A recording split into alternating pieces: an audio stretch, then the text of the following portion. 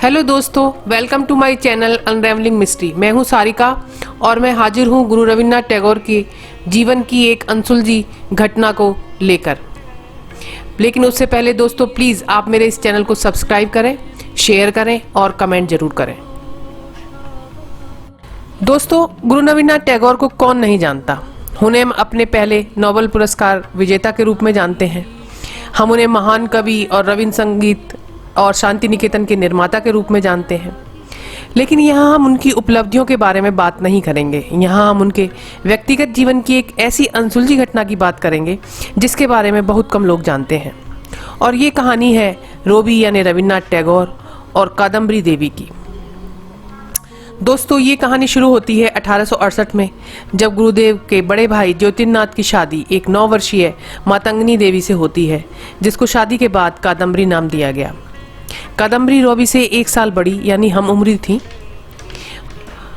1870 के दौरान दोनों यानी कादम्बरी और रोबी के बीच काफ़ी गहरी दोस्ती हो चुकी थी और 1873 में रोबी की माँ की मृत्यु के बाद ये दोस्ती इतनी गहरी थी कि रोबी जैसे ही कोई नई कविता लिखते, कादम्बरी उनके लिए स्पेशल डिश बनाती। अब वो रोबी के लिए बहू ठाकरन नूतन बहुदी बन चुकी थी। रोबी कविताएं लिखकर कादम्बरी को सुनाते, क्योंकि कादम्बरी उनकी कविताओं के बारे में आलोचना करती, उनको सलाह देती थी और कादम्बरी उनके माथे के पसीने को हाथ के पंखे से सुखाती भी थी, क्योंकि उन दिनों इलेक्ट्रिक फैन नहीं होते थे। दोस्तों, यही वो समय था जब उन्होंने एक दूसरे को नाम भी दिए। रोबी उन्हें श्रीमती हे, एक ग्रीक गॉडेस हेक्टेट के नाम से पुकारते थे और कादम्बरी उन्हें भानु यानी सूरज के नाम से पुकारती थी। कुछ समय बाद रोबी को इंग्लैंड बैरिस्टर बनने के लिए जाना पड़ा, लेकिन वहाँ भी उनका पीछा अपनी नूतन बहुदी की यादों ने नहीं छोड़ा और वे 1880 में वापस आ गए। वहाँ से आने के बाद शीघ्र ही उनकी एक भग्न हृदय नामक रचना प्रकाशित हुई, जो उन्होंने श्रीमती हे को ही डेडिकेटेड की। धीरे धीरे इस दोस्ती का उनके परिवार में विरोध होने लगा, तो उनके पिता ने शीघ्र ही उनका विवाह मृणालिनी देवी से कर दिया। दोस्तों, क्यों एक साधारण व्यक्तित्व वाली मृणालिनी से जल्दबाजी में रोबी का विवाह किया गया? क्या इसका कारण कादम्बरी और रोबी के बीच बढ़ती गहरी दोस्ती थी? रोबी अपनी शादी से खुश क्यों नहीं थे? ऐसे कई अनसुलझे सवाल हैं जिनका कोई जवाब हमारे पास नहीं है। लेकिन हम इतना जानते हैं कि अपने विवाह से कुछ समय पहले ही उन्होंने कादम्बरी को समर्पित अपनी कविता संग्रह राहुल प्रेम को लिखा था। किंतु दोस्तों, इस कविता संग्रह के लिखने के 2 महीने बाद ही 21 अप्रैल 1884 में संतानहीन और अकेलेपन से जूझती कादम्बरी देवी ने अफीम की ओवरडोज लेकर मात्र 25 वर्ष की आयु में आत्महत्या कर ली। क्या ऐसा इसलिए हुआ कि ज्योतिर्नाथ, जो कि एक नाटककार थे, के पास उनके लिए समय नहीं था? क्या रोबी और उनका प्लेटोनिक रिश्ता बदल रहा था? पर दोनों के बीच ये सीमा रेखा किसने खींची?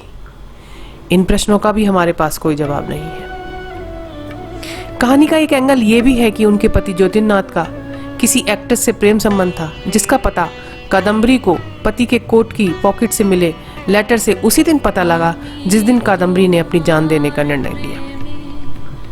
दोस्तों, कादम्बरी देवी को ठाकुरबाड़ी में तो भुला दिया गया, लेकिन कवि रविन्द्रनाथ टैगोर ने अपनी रचनाओं में, यहाँ तक कि बिना चेहरे वाले स्केचेस में भी कादम्बरी को याद रखा। उनकी मृत्यु के कुछ ही बाद उन्होंने एक नष्ट नींद नामक रचना लिखी, जिस पर प्रसिद्ध फिल्मकार सत्यजीत रे ने चारुलता नाम से एक फिल्म का निर्माण भी किया। यहाँ तक कि गुरुदेव ने आर्टिस्ट नंदलाल बोस से अपने जीवन के अंतिम दिनों में यह बात स्वीकार की थी कि उनकी सैकड़ों पेंटिंग्स में जो आंखें हैं वो कादम्बरी देवी की ही हैं।